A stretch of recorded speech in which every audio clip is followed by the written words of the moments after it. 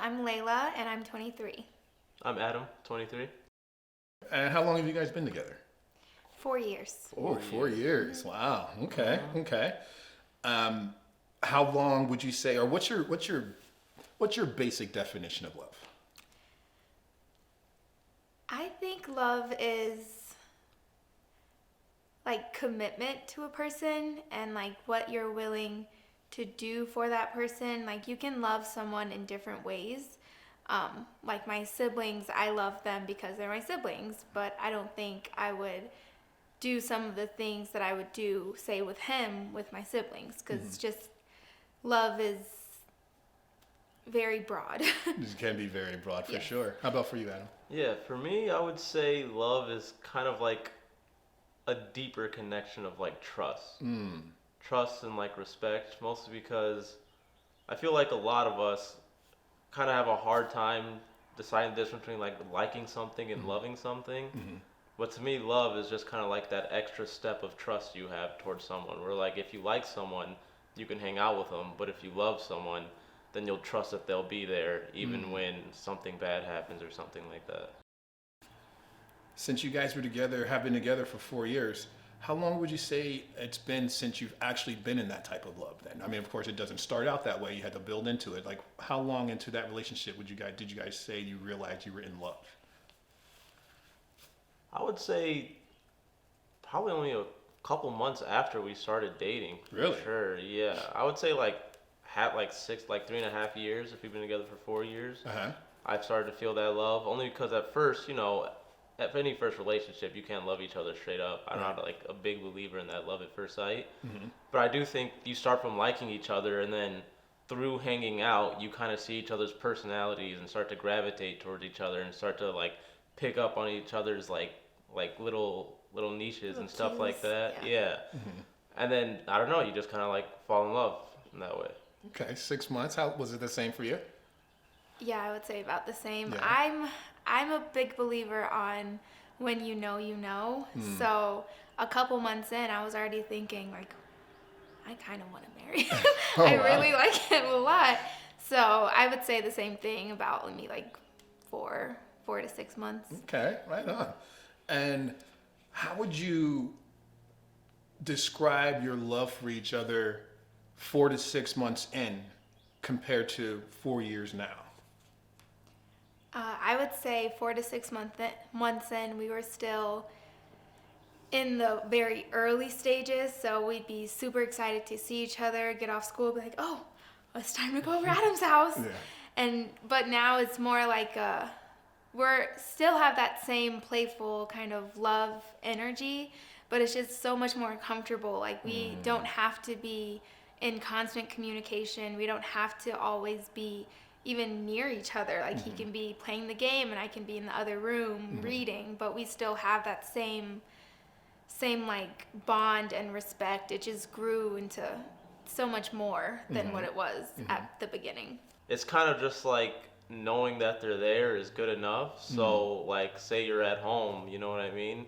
You kind of you feel like because we have so much experience with each other, if I do this, like if I help out and clean this, that they'll respect that. If you do this, it's more of like a low key kind of love where it's almost like you know exactly what to expect with it. This is gonna help her out. This won't. This will make her feel good. This won't. Where in the beginning, it's still kind of almost like a little nervous. Like how is this day gonna go? Yeah. Like I'm having talking points in my head. Like man, I hope it doesn't get stale or dry. But now it's a lot more comfortable. Yeah. It makes a lot more sense. Yeah.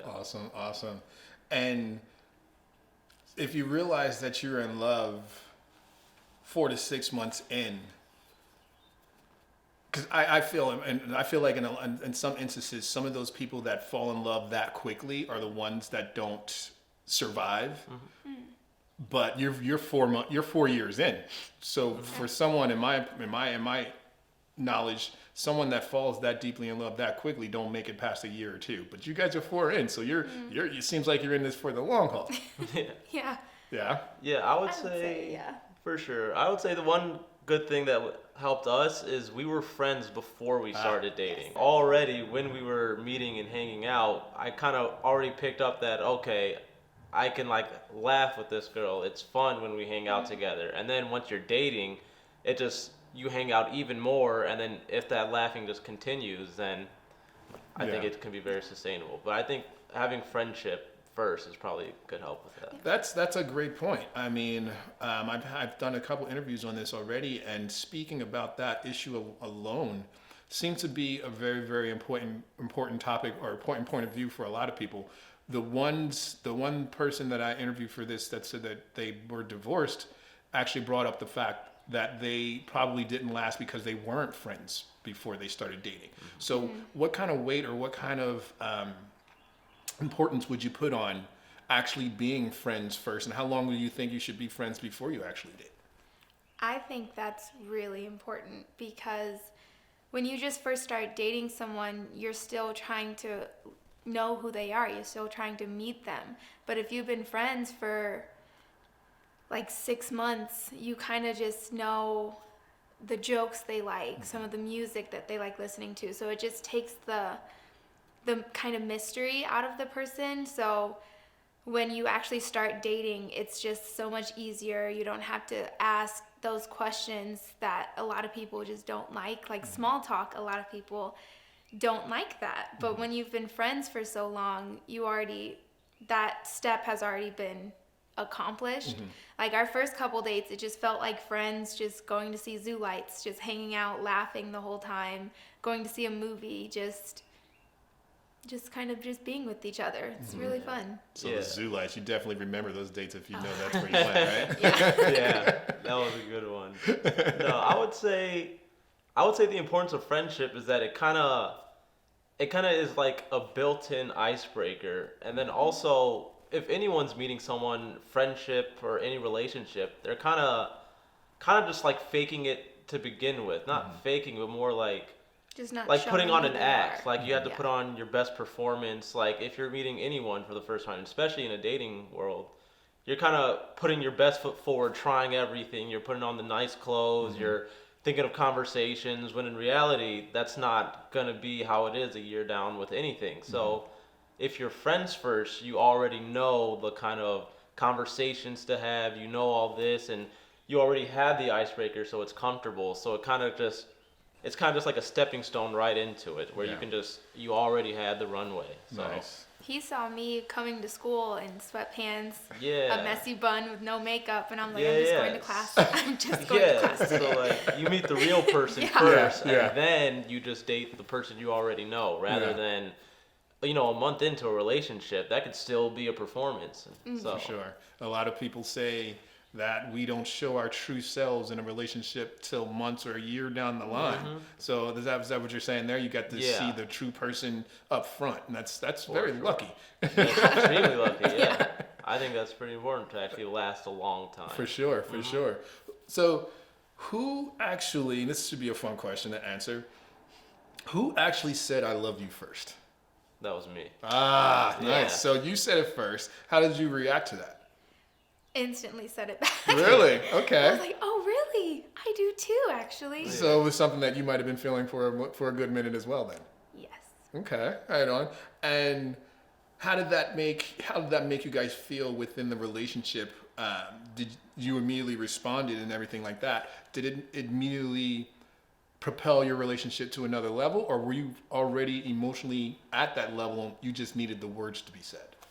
I think it was more like a weight off your shoulders. I don't think it propelled us to a next step, but for me personally, it was just kind of like when you're dating, it was just kind of like, oh my God, like how's this gonna go? The anxiety of how does she feel? How does this go? It takes off that stress and anxiety of wondering. Now you know, and we said it, so it's no longer weird. We know where we stand. It just makes it a lot more comfortable. So it kind of goes into that trust thing we were talking about earlier. We're like, okay, we got that out the way, so now it's just more comfortable, and You can feel free to just wear those sweatpants and not worry about what's Exactly. happening, right? He can see you in the morning without makeup, right? Exactly.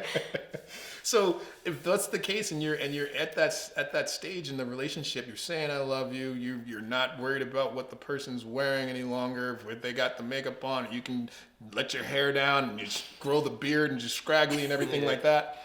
So why do you think you two work so well together then, that you're able to make that step? Because a lot of couples don't make it as far as you do these days. So why do you guys work so well together?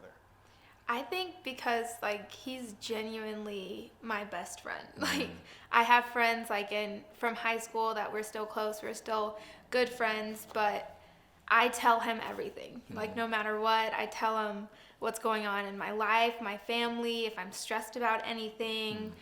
He's like just the first person that I'll go to. So I think that's why we've lasted so long.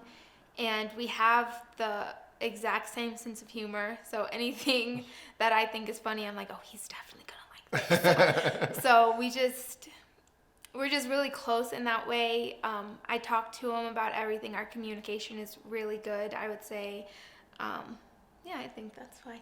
Yeah, for sure. I would say the reason we work together is not something that you kind of like work at or work on. It was honestly just luck, where it's like we're just alike. Like I said, we were able to be friends before we started dating. That's why we're dating now, because we already watched the same kind of things, and even if we didn't watch the same stuff, when I show it to her, now she like, enjoys oh, watching the wow, show. I like We watch this. anime together. Yeah. We watch Never did Marvel that. movies together. We have the same kind of humor. We laugh at the same kind of jokes, and so it just, yeah, I would say the reason we last is because we just kind of got lucky in the sense that our personalities were kind of the same. Yeah, that is very, very important to have those personalities. A lot of people say, call it love languages these days. Yeah. Do you guys have a love language? Yes, I think I would consider mine the gifts one, receiving gifts, and quality time, I think. Okay. Yeah, and like the gifts, it just like doesn't have to be a trillion roses every day. Just like I was Something at the thoughtful. store. Yeah, I was at the store. I thought you would like that, so there you go. Like Okay. I like small things like that. Yeah. To be honest, I don't know many of the love languages like that. I'm not into like the super love language and superstition and astrological signs or stuff like that, but I do know. I think when we talked about it, it was acts of service. I do like being lazy, pretty much. So, if something's dirty, man, it sucks to stop playing the game or watching Yeah, I YouTube. got it, don't Yeah. That was definitely it. Okay, all right. So couples don't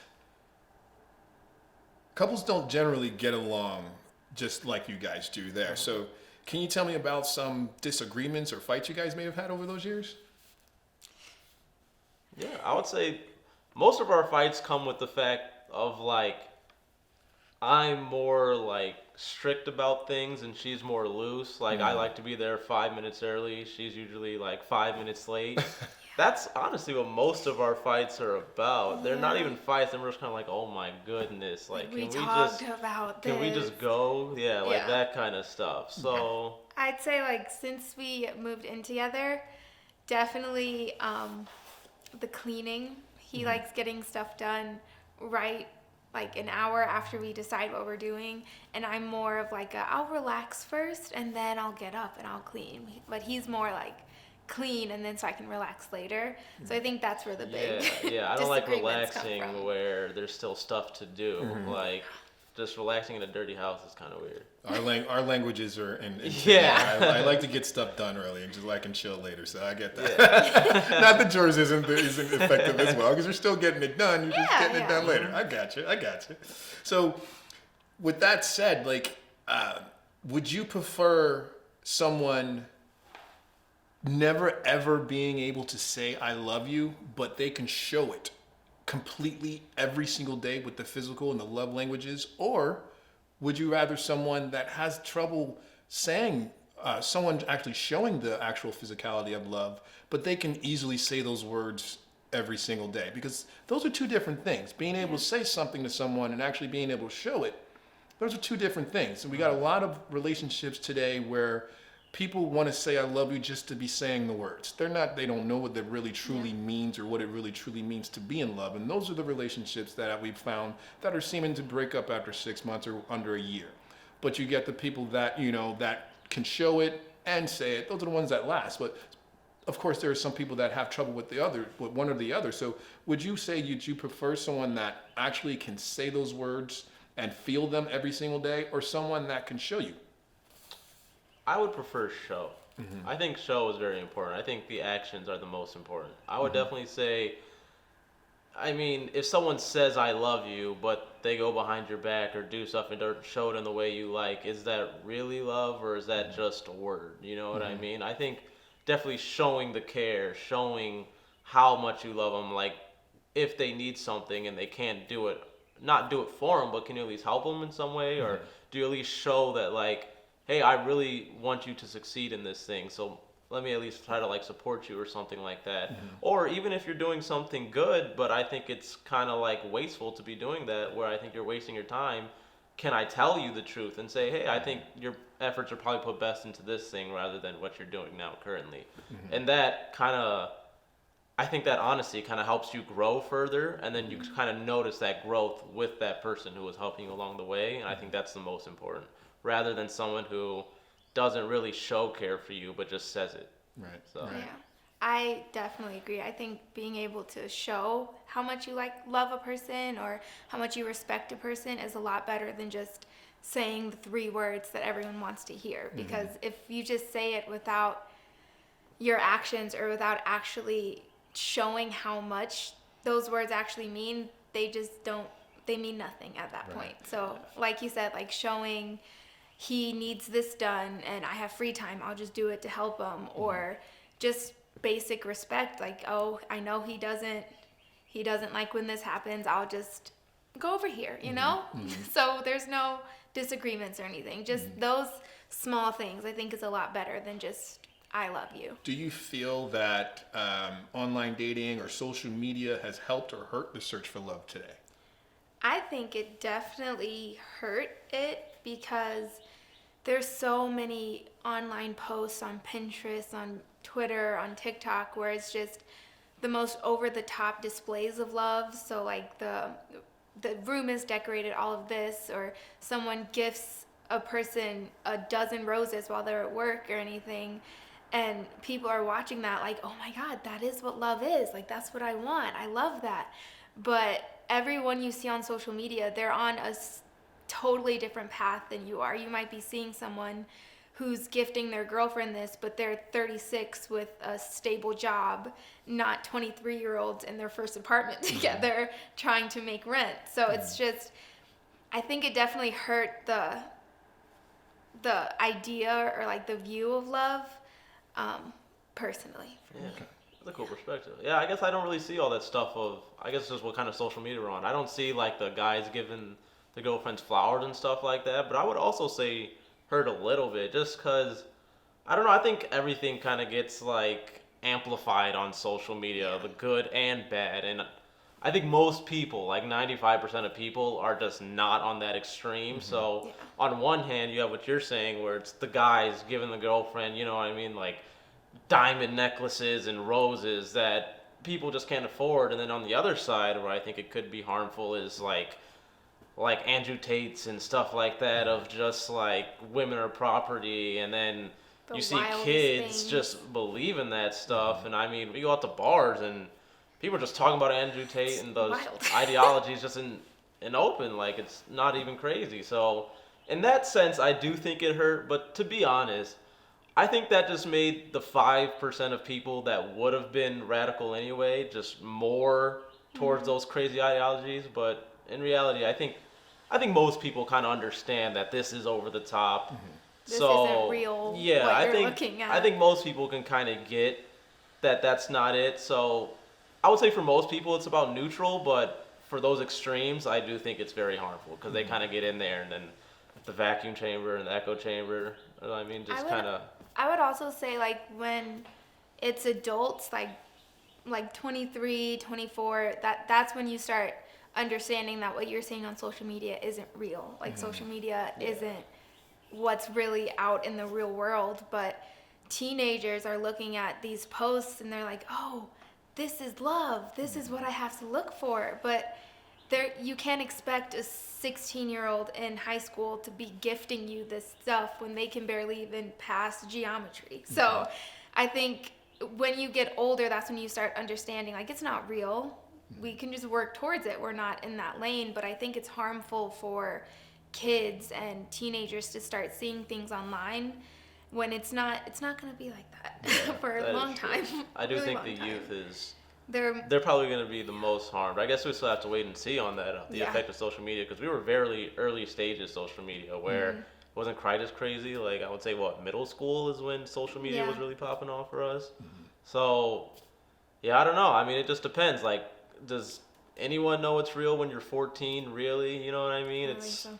If high school is your only life, that's all you have to do, then you don't really have responsibilities. You don't really know what's important, what's not. Like, you don't even pay a phone bill yet. Like, nothing really matters except for your grade in geometry and your popularity at school, which when you graduate, you start to realize, like, That man, didn't matter at all. like, if I go two towns over, no one even knows me, so what really mattered, you know what I mean? Right, So, right. I think for them, it's definitely going to be harmful. You were talking about a relationship being toxic and everything like that, and of course, those relationships can lead to infidelity. If you watch Mad Men or any show like that, we all understand men why they cheat, but I feel that females, their gender kind of got a little heartbroken a little bit and started to catch up with the men in that area with infidelity. So what can you tell me about infidelity and why some couples go that route after they're saying they're in love with each other? Like, what causes them to go down that road? I feel like for me, like, if you get to the point where you do cheat on your partner, I feel like there's no way that you loved them as much as you said And we're you talking did. about physical, but what about the just verbal? Because you can cheat on someone verbally as well. Yes, like emotional cheating, Emotional, and yeah. verbal, physical cheating. I think all of that comes in play when, I don't know, I just don't think the love was as strong as you really thought it was. Because you can say that you love someone, you're always there for someone, but if the guard goes down for 1 second and then you get the thought of, let me talk to this other person, he seems nice, seems like we're working out together, then what happened to the love that you were just talking about, and then the person you were with this whole time? So I feel like with love and infidelity, there's no way that the love was as strong as you really thought it was, especially with physical cheating. Like, Yeah. there's no way that that person was on your mind when you were doing that. So, yeah. For sure. I think it ties into like that trust and communication where like cheating, like attractiveness, that's just gonna happen. Yeah. Like it's not wrong to find someone attractive. Like it's kind of crazy if I think she hasn't seen a guy and like, oh, he's attractive. Like it doesn't just shut off. Yeah. But that trust and respect in love is to say, okay, they're attractive, but I'm not going to pursue anything with that because I actually love a person back home. Of course, you guys have been together for a while. So with that being said, like, what advice would you give someone just starting out in a relationship? What advice would you give them so they can make it as far and be as happy as you guys? I would say, well, one of the main ones is to try to be friends with them before. Like, don't immediately go on these dates and do all of this and talk about like in-depth things. Like, just hang out in like a library and just like, oh, I like this book, that's cool, I like this book, let's talk about this, or something like that. Another thing is definitely just try to respect the partner and like just kind of know their tics, know what's going on, so that you don't have to tiptoe around them, kind of understand where they're coming from and things like that.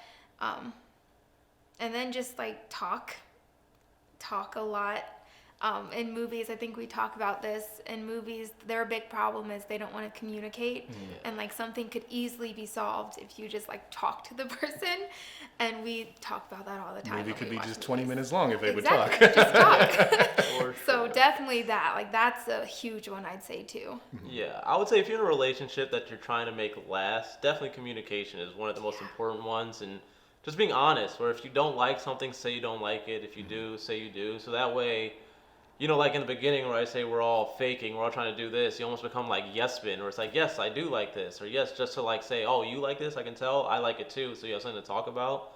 But then later on, When you finally say no, they're like, well, I thought you said you like What? this, you know what I mean? So honesty and communication is definitely important. But if you're like new, I would say like a younger kid in the dating realm and trying to go out. I would say just communication, but it also you just kind of have to be okay with maybe this won't work out. Like maybe this relationship isn't meant for it. And then you go into it with that perspective where I'm just trying to find someone that I can talk with and actually hang out with for a long sustained time. And if that's just not that person, then it's okay. Like it's all right just being hurt. Or it could just like it's like the cliche where it's not you, it's me.